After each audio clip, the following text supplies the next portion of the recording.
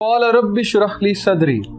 इससे हम बड़ी चीज़ें सीखेंगे कि दुआ करने का तरीका क्या है, मूसा अलैहिस्सलाम ने दुआ कैसे की, दुआ कबूल कैसे होती है और उन्होंने दुआ में क्या क्या चीज़ मांगी। ओके, अब नोट करें। मूसा अलैहिस्सलाम को पता है मैंने जाना है, उन्होंने अल्लाह से कोई आर्मी नहीं मांगी, हालांकि फ़िरौन की बहुत बड़ी आर्मी थी। वो अल्लाह से कह सकते थे अल्लाह मुझे $2 बिलियन दे दें और मुझे जो है वो इतने हवाई जहाज दे दें और मुझे फरिश्ते भेज दें मदद के लिए, और जो है वो मुझे इतने घोड़े चाहिए और इतने मुझे टैंक चाहिए, इतने हथियार चाहिए। लेकिन अब सुने उन्होंने क्या मांगा। क़ाल रब्बि इश्रह ली सदरी। सबसे पहले he said oh my Lord open for me my chest. मेरे शरह यानी खोल दे, किसको? सदर को, मेरे सीने को खोल दे, यानी ग्रांट मी, इसकी तफसीर है grant me self confidence, containment and boldness.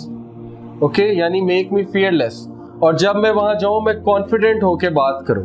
Okay, और मुझे चीजें दिखा, मुझे समझ आए, मेरी ऑब्जर्वेशन पावर को बढ़ाए। तो ये बड़ी पावरफुल दुआ है। यानी सबसे पहले उन्होंने अल्लाह से क्या कहा, अल्लाह मुझे ऑब्जर्वर बनाए, good observer, I should be open.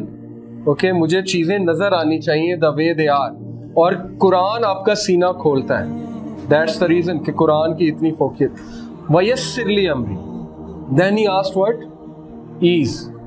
उन्हें पता था कोई काम भी अल्लाह की तरफ से आसानी जब तक नहीं आएगी नहीं हो सकता। तो अल्लाह से छोटे छोटे कामों में आसानी मांगनी चाहिए, इसमें कोई शर्म नहीं करनी चाहिए। ओके, आम एक आदमी से हम छोटी बात पे मदद मांगेंगे, वो कहेगा यार क्या तुम आ जाते हो, ये भी कोई बात है मदद मांगने वाली। लेकिन अल्लाह ताला माइंड करते हैं, लिटरली माइंड करते हैं अगर आप उनसे छोटी छोटी बातें भी शेयर ना करें। ओके, ये हदीस से प्रूवन है।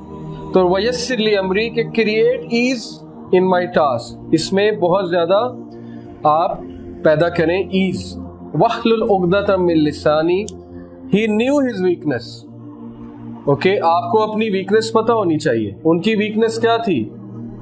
लुकनत, जुबान में लुकनत थी, तुतला कर बोलते थे, क्योंकि बचपन में एक कोयला मुंह में ले लिया था खेलते हुए, जिसकी वजह से जुबान डैमेज हो गई। तो अल्लाह को कहा कि रवानगी पैदा कीजिए मेरी जुबान में, क्योंकि आप कर सकते हैं। अल्लमाहुल बयान, आपने ही सिखाया इंसान को बयान करना। तमाम स्पीचेस आपकी तरफ से हैं। देखिए वो छोटी छोटी चीजें मांग रहे हैं, हमारे लिए छोटी चीजें हैं कि ये भी कोई बात है अल्लाह से हम कहें कि अल्लाह मेरी जुबान इस तरह करती है तो उसको सीधा कर दे।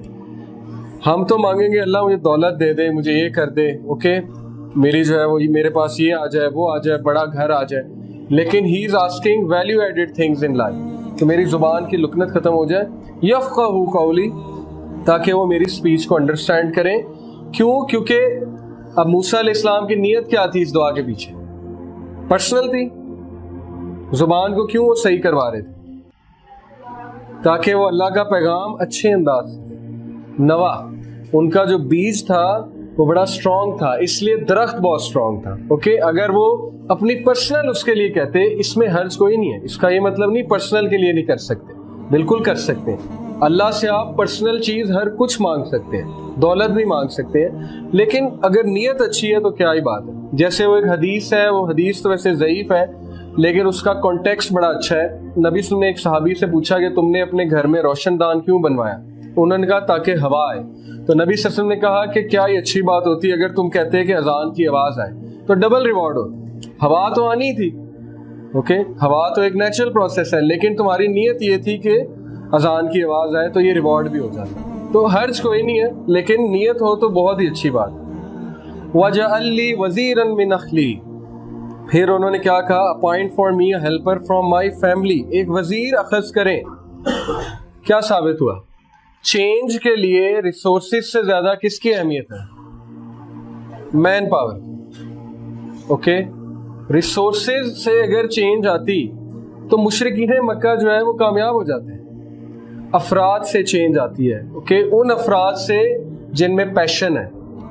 बहुत से मैंने चीजें देखी हैं अपनी आंखों के सामने कि एक बड़े तगड़े किस्म के लोग जिनके पास बड़ी रिसोर्सेज हैं, एक प्रोजेक्ट शुरू करते हैं, वो फेल हो जाते हैं। और कुछ ऐसे लोग जिनके पास कुछ भी नहीं है, वो प्रोजेक्ट शुरू करते हैं और वो छा जाते हैं। क्यों? Man power. ओके, उनके पास हीरे हैं। हीरो से मुराद है कि जो बेलॉस काम करते हैं और जो सैलरी की तरफ नहीं जाते और जो इंसानियत के लिए वाकई कुछ करना चाहते हैं, वो लोग चेंज लेकर आते हैं। दूसरे लोग चेंज नहीं लेकर आते। हारून अखी, सिर्फ ये नहीं कहा वजीर दें, उन्होंने कहा मेरा भाई दें, हारून को दें। ये बिल्कुल इसी तरह है, आप अपने बॉस के पास जाएं और आप उन्हें कहें कि सर मेरा एक असिस्टेंट रख दें, मैंने काम करना है, काम तो बड़ा अच्छा दिया आपने लेकिन एक असिस्टेंट रख दें। फिर आप उसे ये भी कहें कि ऐसा करें मेरे भाई को रख दें। ओके, तो ये आप बहुत स्पेसिफिक हो रहे हैं। वो आपसे पूछ सकता है कि क्या मतलब आपके भाई को क्यों रखें, लेकिन मूसा अलैहिस्सलाम शर्माए नहीं। इसलिए साबित हुआ कि आपकी जो दुआ होनी चाहिए उसके कुछ एट्रीब्यूट्स होने चाहिए। नंबर 1, वो दुआ फोकस्ड होनी चाहिए।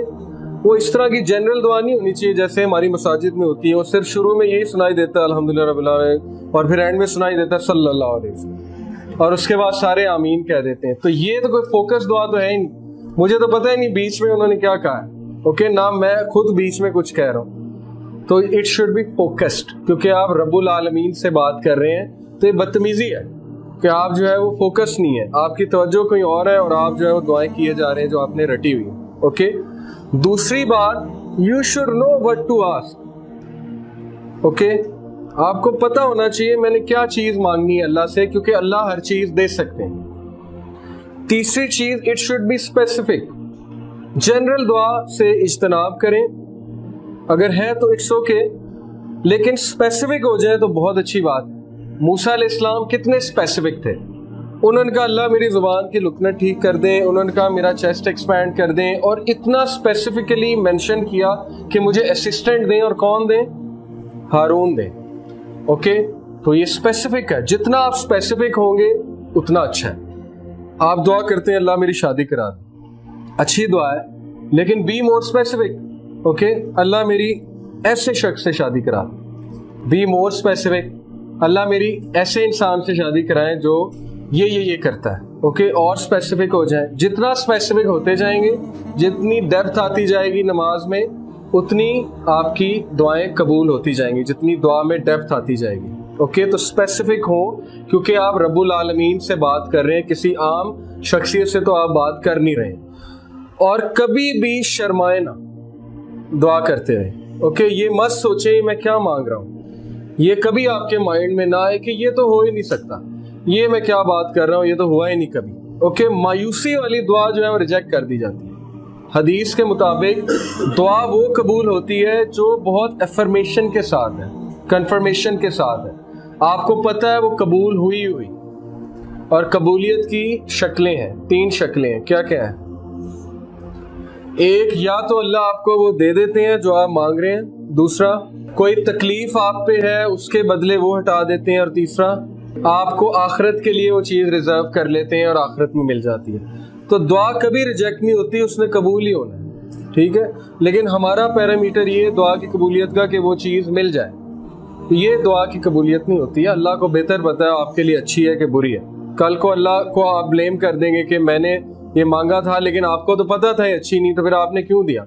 ये इसी तरह एक बच्चा अपने बाप को कहे मुझे ले दें, मुझे ले दें, जब बाप ले दे तो कल को बड़ा हो तो कहे ये आपने लेकर दिया था इसीलिए तो मैं खराब हूँ। और इसी तरह होता है, हम लोग अपने पेरेंट्स को हर चीज़ के लिए ब्लेम करते हैं। हम कहते हैं जी आपकी वजह से है, आपने मुझे यहाँ कराया होता तो ये होता।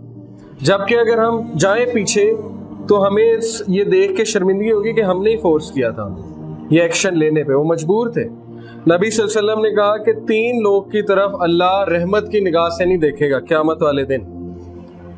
उनमें पहला है अल-आक। अल-आक जो माँ से तकरार करता है। अल-आक वो शख्स है जो माँ से तकरार करता है। माँ कहती है बेटा ये क्या कर रहे हो, वो कहता है आपको नहीं पता, आपको क्या पता है, छोड़ें बस इस काम। अल-आक, अल्लाह रहमत की निगाह से भी क़यामत वाले दिन उसको नहीं देखेंगे। दूसरा अल-मन्नान। अल-मन्नान है एहसान जतलाने वाला।